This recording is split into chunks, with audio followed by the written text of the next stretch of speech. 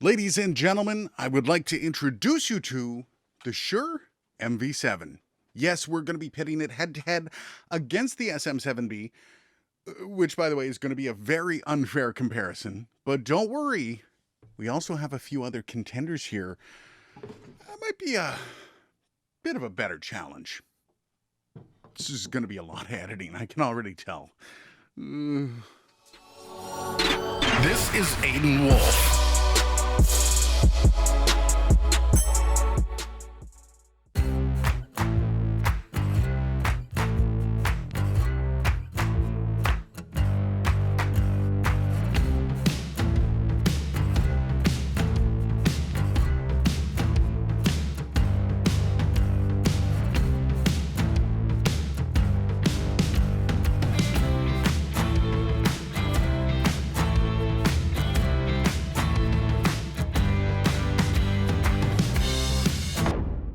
There is nothing more exciting than a microphone launch, I gotta say. All the anticipation building up to, well, this.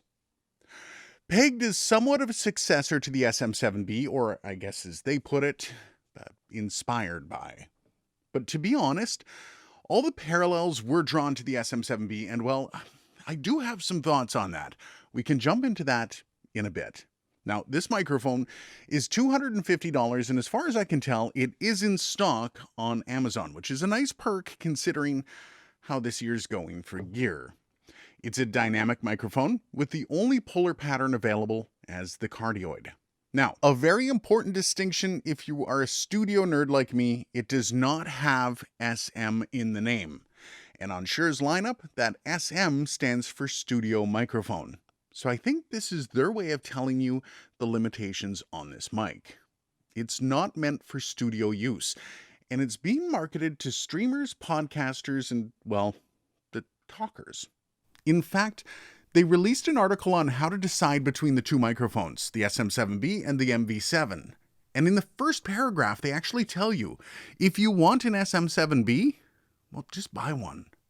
Basically meaning the SM7B will still reign supreme, as you can probably tell as we switch back and forth between them. I mean, there really isn't much of a competition here. Now, when we're doing the comparisons, I won't be treating any of the microphones other than boosting them up in post. This will be a fair look at all the mics in their untreated glory, and at the end of the video, I'll give you a glimpse of how I will treat it, as well as my final thoughts on whether or not this is actually worth your money.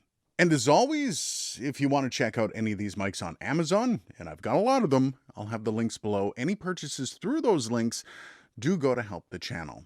Of course, I will be testing through XLR for the most part, though I will have a sample of the USB later on in the video as well, though I don't expect any real major surprises. Now, as for build quality, this thing is built like any other Shure. It's basically a tank. It's all metal construction. The grill is impossible to bend. All in all, it's a really sturdy weapon. I mean, if you need it for that. The sock does leave a little bit to be desired, as it's nice and thick to fill out the nose of the mic around the sides, but the business end, that's kind of thin, and it does leave it open to plosives. Now, the cables that come in the box, they're pretty standard at 10 feet, USB-A to USB micro, as well as a USB-C to USB micro. The XLR connection point is solid. There is no real play, though the USB connection does feel mushy, as is expected, and I'm not convinced it's the long term with it, as it is with all USB micro connections. It's pitiful. Which leads me to one small complaint on this thing.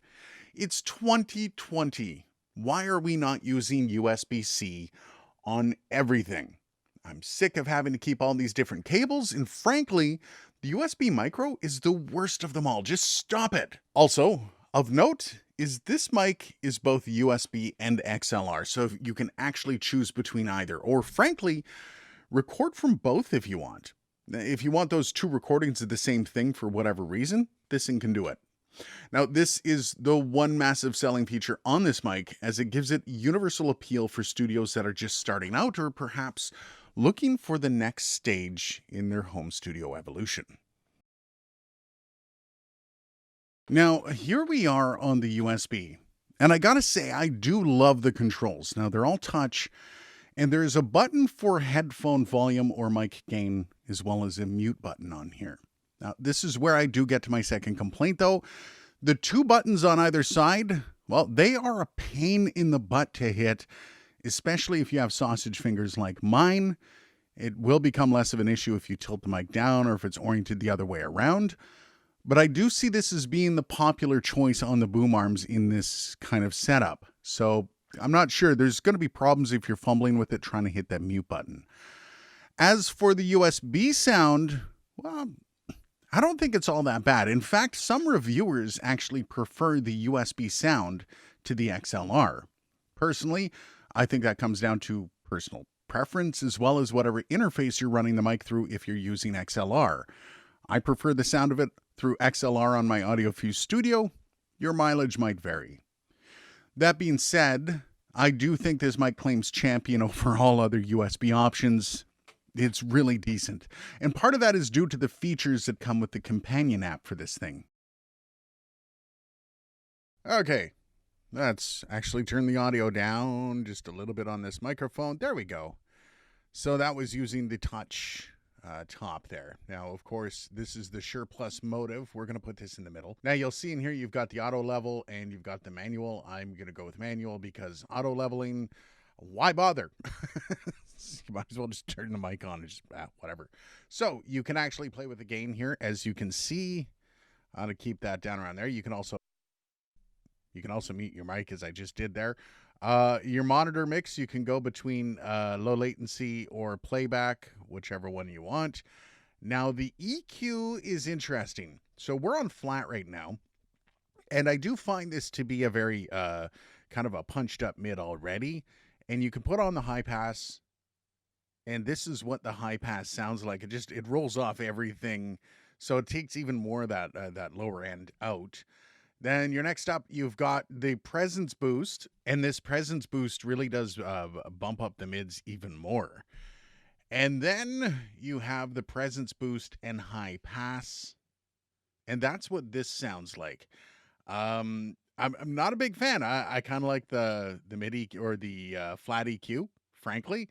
I also like to EQ my own content. So if that's not for you, if you don't want to be going in and EQing later on, maybe you will want one of these presets. For me, it doesn't really work. Now, a limiter is basically something that will kind of stomp down the really, really high frequencies that might actually peak. And I'm going to try to do that and see what works. Hi, this is Aiden. So you can see up here on the graph how it limited to -3 or just under -3, but it still really did, it clipped a lot there, and you could tell there was a lot of distortion in this. So that's why I'm not a big fan of the limiter. Just so you know, if you want to try it out and you've got a lot of yellers in your group, maybe try it out. It'd be a nice little option, but it's not going to do you a whole lot of good. Now for the compressor, and this is kind of the cool one. Move it over to light compression. You can tell the voice gets a little thicker. Okay, it sounds a little more broadcasty. And you can move it up to medium to get even more. And you can actually see as I'm moving them up, my voice is becoming louder and the audio log is just becoming a little thicker. Now, I guess if you really need it and you move it up to heavy, that's going to be a very full mix. And yeah, the compression on this is nice. It's not horribly offending. However, I do have to say, not going to work for every voice. It's not going to work for every situation or room. And that's really important. I would really strongly suggest if you're going to be using compression, keep it on light. And, you know, you can always boost in post. But you shouldn't be double compressing audio. So you shouldn't be compressing something a second time. So if you compress it here and you recompress it later on in post, it can actually cause a few problems. If you go into the auto level, you're basically going to get the same thing, only this is the near setup for the mic. This is the far setup from the mic. I'm actually about a foot away from it, and it's, you know, it works. It just boosts everything up. Personally, I like the near. You get a little bit more resonance. Now, you do also have tone. So this is the dark tone, which I really don't like. This is the natural, and this is the bright, which I don't really like the sounds of any of these tones. I like the natural. I like where that sits. Okay, so that is the Shure MV7 and all of the mic setup in the Shure Plus Motiv app that you download for your computer. Now we head back to the XLR. Now, the handling noise isn't all that bad, but it does have some issues with resonance when it's bumped, which is unusual for a Shure product and frankly kind of a bummer. Now, the noise rejection on this mic is, however, quite decent. As you can tell, as I turn the microphone around, you'll notice that the noise rejection becomes better and better. That will definitely be a decent upside for anybody that wants this mic in a bit of a noisier environment. And while we're mentioning selling points, here's the biggest. It's the gain. Considering this when comparing it to the SM7B, anybody should be able to drive this, even if you're hitting 100%. Compared to the SM7B, I'm driving this at approximately 3 o'clock. My SM7B is at 5 o'clock. So that should tell you how much less gain you need to drive this microphone. And it's even better in USB. Now, for sound quality, well, it's good. And considering the price of the mic, that shouldn't be too surprising. But I do find that it kind of lacks in the lower end. In fact, that is one part of the SM7B that I actually wish they included. This microphone is more mids forward. While it's nice and clear, I don't think it's going to be as universally nice on everyone's voice, kind of like its older brother. But I think the real test is in the comparisons. Let's get this thing set up and we'll go between the two as well as everything else I've got here. First up, we have the Shure MV7, and right beside it, we have its daddy. I guess that's weird, isn't it? Okay, this is the Shure SM7B. This one's sitting at 3 o'clock on the gain dial, and this one's sitting at about 5 o'clock on the gain dial. And this is how they sound compared to each other. The Shure MV7, new. The Shure SM7B, old. Which one do you like? Now we have the Shure MV7 up against a similarly priced microphone, the RE320. This is my Electro Voice. This is what the MV7 sounds like. Its gain is sitting at 3 o'clock as per usual. And this is what the RE320 sounds like with its gain sitting just under 3 o'clock. This is the MV7. This is the RE320. Now, these microphones go for about the same amount of money, so I'll let you make your own decision on that. And we're back once again. We have the Shure MV7, and this time it's taking on the Shure SM58. We would really have to put these two mics up against each other because this one is $250, while this one is only $100. And this is how they sound, and I'm going to have to point out, the Shure SM58 isn't exactly known for its wow factor when it's on camera. This one does, however, have a little bit of a wow factor. So, which one do you like? Do you like the Shure MV7 or the Shure SM58 for sound? Next up, we have the Shure MV7, once again sitting at about 3 o'clock on the gain dial versus the Sennheiser E835. This is much like the Shure SM58. Very similar mic, similar price, great performer, similar in almost every respect to the SM58. Its gain is sitting just under 3 o'clock on the dial. So, do you like the Sennheiser E835 or do you like the Shure MV7? Last but not least, we have the Shure MV7 going up against the Rode Podmic. Now, this one costs $250. This one costs about $150. Depends on the price. I've seen it as low as $100. This one's sitting at about 3 o'clock on the gain dial, and this one is sitting at about 3 and a little bit on the gain dial. This is how the Shure MV7 sounds, and this is how the Rode Podmic sounds. Now, they both have similar appealing characteristics to them for a podcast or for a studio. And I know this is the one that a lot of people have been asking me for, so let me know, which one do you like? Is it the Shure MV7 or is it the Rode Podmic? I hope this clears something up for you. So I guess it comes down to my overall thoughts. And I'm going to start this out with a bit of a complaint. This microphone is not an SM7B. This is a completely different microphone that looks like an SM7B. And the problem I have with that is simple. I feel like this was marketed as a cheaper alternative to the SM7 when it's a completely different mic, as you can hear. Even some of the influencers that received this microphone for free are touting it as an alternative. And I really don't want you spending your money thinking that.